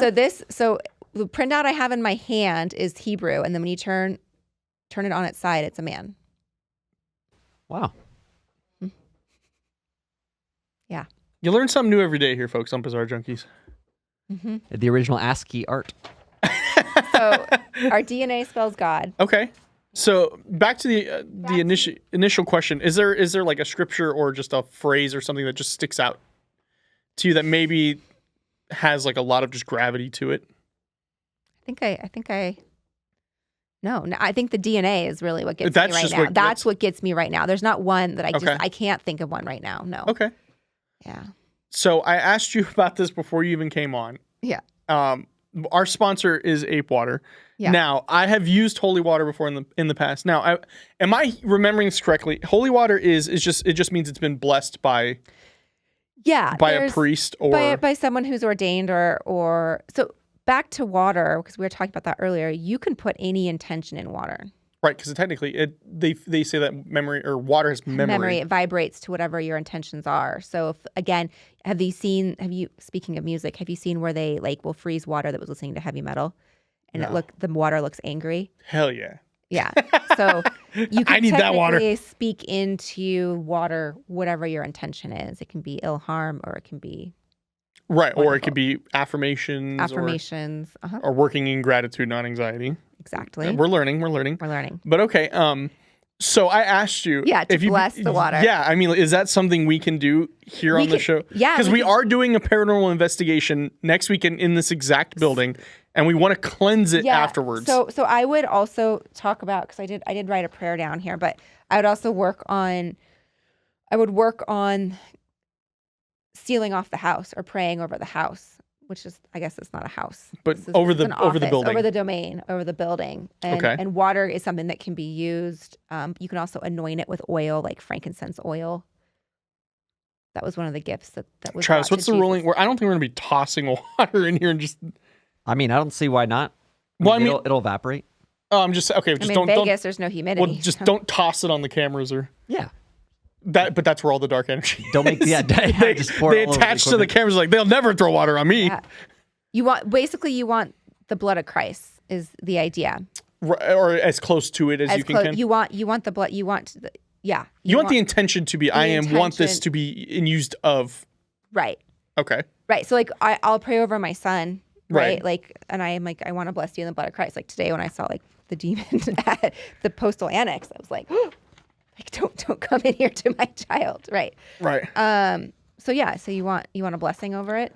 I think so. Like Travis brought it up. He's like, we should have somebody bless this water Okay. because they're a water sponsor. Thank you to Ape Water. It's great water. I love it. But also like our audience is very spiritual, and so I think they would feel. They tell us all the time they see beings here. Okay. Like on the show. Like Yeah, Like not like on the live show. So every Friday we go live and Okay. we let people call in. Where I have the spiritualist on who does the tarot readings and stuff like that. And she always tells me, she's like, Austin, there's the vibes are off in here. okay. You need it to be cleansed. Yeah, and so I mean, ideally, what we want to do next, or a week from when they're hearing this episode, we're going to be doing an investigation. Like, I want to see if we can communicate with what's here, but then also cleanse it afterwards. Okay. I want to see what's here, and then be like, all right, thanks for coming. You don't pay any bills, so you can't like stick around because we have video evidence of stuff happening here. Like George had one happen in this room. It wasn't in this room that it happened, but he heard it from in this room, and you can hear it in the video. You also don't know, like you said, that you don't know who was in the building before, but you also don't know who's in the ground. Correct, and that's where I'm thinking is like potentially this could have been like a burial ground many years before we were building we don't here. know. Potentially. Yeah. Do we have to dig up what's the landlord policy on digging up the floor? I think I don't think there's a policy because it just seems so asinine. But yeah, let's just do it. You know? Just ruin our lease. We have land rights in your lease. Yes. So do you have to like? Is it just like I'm going to pray with the intention you would for just, this, yeah, or do you you'd do pray it over it? You would. Do you mean physically over it, or just like No, I'm you doing could it in the intention of the this? intention of looking at it as well. Yeah. Okay. Or like I love when I see, like nurses praying over hospital beds and things like that. Right. And that's wonderful. See, I don't mind when somebody prays for me because I just, to me, like I'm like, okay, I don't believe that, but I appreciate the energy you're giving me. Okay. The effort you're putting forth. Like we have a client here who's very religious, and when I got into a car accident last year, she was like, "I'll pray for you," and I was like, "I appreciate that." Like I'm not, I wasn't gonna be like, I don't believe. I was like, I appreciate that you're willing to put the effort into thinking about me and my family in that situation. But I guess that's what we're doing here. That's what we're doing here. We're putting the intention into it that it will be blessed. Yes, and then hopefully we can use it to help us. I hope so. Cleanse. I mean, have you had any bad vibes? You've been in here for the last few months pretty consistently. I haven't been looking for him. Okay. But that's the thing is like other people haven't been looking for him and it just happens. Like George wasn't looking for it. He was recording his own show and then he heard something fall very audibly and you hear it on the camera and then he goes out there and there's nothing had been displaced or moved or. I don't know. Okay. All right. Yeah, Well, I haven't felt anything. I guess to wrap up the show, I guess Let's wrap it up. Yeah, we'll let you Let's let you do your bless thing. the holy water. I guess Austin, Yes. do you want to stack the two cases just near in front of her? Just so Yeah, that- I mean this one's empty. Oh, that This one's for- empty? This one's for show. you want to push the case just Yes. closer. Let's to move her? it closer to you. That's a full case, by the way. I'll hold it. Oh, she'll hold. Oh my That's God, heavy. ladies and gentlemen, Ooh. it's canned water. I mean, it's aluminum. Aluminum. Yeah, Yeah. that's what the can is. So, I mean, is that biblically allowed, or I don't. we haven't I don't gotten know. that deep I don't yet? know. Was aluminum back then? I don't know. I'm sure. Well, I mean, in the ground, yeah, sure, but not. not like they weren't canned. using it canned. They were And then like, in 2024, Alexandra Harbushka shall not drink from aluminum containers. But okay, all right, enough of me interrupting. I'll let you do your thing now. Dear Heavenly Father, we're asking that you rest and reside and rule in this water, and everyone that drinks this water, enjoys this water, will benefit from it. We ask that you're covered in the blood of Christ, and we put up protection and shield against evil. I dedicate this water to you, as well as what will be done here, and pray that the people that consume this water will have a healthy, happy day. Amen. Amen. Thank you. My own little touch there. Yeah, no, hey, absolutely. Thank you. So I appreciate you doing that. Yeah, and that's one of the things about prayer that I've learned. You know, there's a lot of prayers that you can say, this is how you're supposed to pray. Like, there's a beginning, a middle, and an end. Beginning and middle. Like grammatically. after you have, like there's a Lord's Prayer, and then, you know, you have communion prayer and all these things. You can just talk to God directly. You can say your own words when you pray. You can pray over your food. And again, it's putting the intention into it that's going to be sacred. That means more than the words you're saying. Yeah, and exactly. And I'm sure that, you know, you can go and get holy water from the Holy Land. But when you baptize someone, you're baptizing in water. It's not necessarily the water is holy, but you're putting the intention into that. So you can either go into the rebirth of them. Yes, you can go to the bathtub. You can go to the ocean. We did it in a pool when I was going to church. I remember going to a baptism, and it was in the church. Or it was in the pool, and then we swam in the pool afterwards. So maybe I guess I was technically baptized. No, the pastor didn't do it to me deliberately, but by so I mean, it's just blessing. It's just blessing whatever you want to bless. Okay. With the intention, anyone can do it. You don't have to be a minister. Well then, okay. Well, Alexandra, thank you so much for coming. We're gonna have you come back on because there's a lot more questions. I can't wait, and I'll have my stats right. I was so ready to prove. Well, now I'm gonna have to bring like Michael Sartain in or something. I'm gonna have to bring backup. Oh no. Oh wow. No, I'm not gonna bring Michael because Michael will just evolutionary psychology. I'd love to be here with a medium. She is cool, and so the thing about her is because I find that most mediums are just shills. Like they're just trying to get money out of you. They'll like, you have a relative that's dead. Right. She doesn't even advertise that she does it. Yeah. And she was on the show and she did a reading on Lana at the time. Like nobody and like I knew her, but I never told her anything. I just said, hey, you want to come on the show? And she's like, yeah, sure. And she goes, and I saw it happen where she goes, somebody's communicating with me and only her right arm had goosebumps. Huh. And she goes, this is what it happens when somebody's trying to communicate to me to talk to somebody else. Wow. And she told Lana about how you have a little boy that follows you. And she's like, yeah, I named him Frank. But Lana was like, yeah, I have video of him shushing me and him doing stuff like that. And so it was crazy. Normal. But she lives out of state. So but when she comes back, for sure. Okay. For sure. We'll have to do like a round table. Okay. I love that. We'll have to bring like I'm all Travis. into the medium shit. Travis is the science Jewish science Jew. Alexandra is the minister. Yeah. I'm just here for the vibes. Maybe we'll bring, I don't know, David Dendy or something. David Dendy is another friend of the studio. He's a pastor? Mm-hmm. Yeah, Oh, he great. originally, he was like, let's have him bless it. But I was like, well, Alexandra's going to come on the show. Yeah. She's a minister. I think that means she can do it. Same thing. Yeah. Anybody really can. It's the intention. It's the intention behind it. What do you want to do with this water? Yeah. But I'm sure Gotcha. there's people that would say, well, no, actually it has to come The Pope has to do it. The Pope has to do it or something like that. Well, that's like premium. Like that's the premium package. Yeah, that would be the premium on Amazon. Yeah, that'd be prime shipping and all that. You have to pay extra. But Alexandra, thank you so much for coming welcome. on. Thanks for having me. What are you doing anything these days? What do you have in the works? Do you have anything you want to let the people know about? Just no. I'm just happy with my family and being a mom, and that's what I'm working on right now. And giving us animal facts on that. Be My Neighbor. Yeah, that's it. Perfect. Well, thank you so much for coming on. I appreciate you. Thank you so much to everybody listening. You can support this show by becoming a YouTube member for as little as 99 cents a month. You get access to special content like the full uncut version of the paranormal investigation we did. Also, as of now, you heard we are doing another paranormal investigation, so you will get early access to that. Travis, that means they can see it before we can, really. Really? Yeah, I'll just upload the raw. Oh, Not even cut. Just here's all the footage, dude. it's gonna be great. So knowing that, I'm gonna add sprinkle some fun stuff that won't be released. Yeah, I think we do that now. But you'll get the full uncut version from the first paranormal investigation. We have the full interviews with the staff that we did, and we only show maybe 30 seconds of each interview in there, so you can see the whole thing by becoming a YouTube member. Thank you so much to our sponsors, Puffy Slippers, who are behind me. You can use code BAZAAR for 15% off your entire order. And thank you to our friends over at Ape Water for keeping us hydrated. And now it's blessed. Now it's blessed. So now we're safe. Really, we gotta mark that so we don't accidentally lose it. We should put a cross on it. We can make something happen.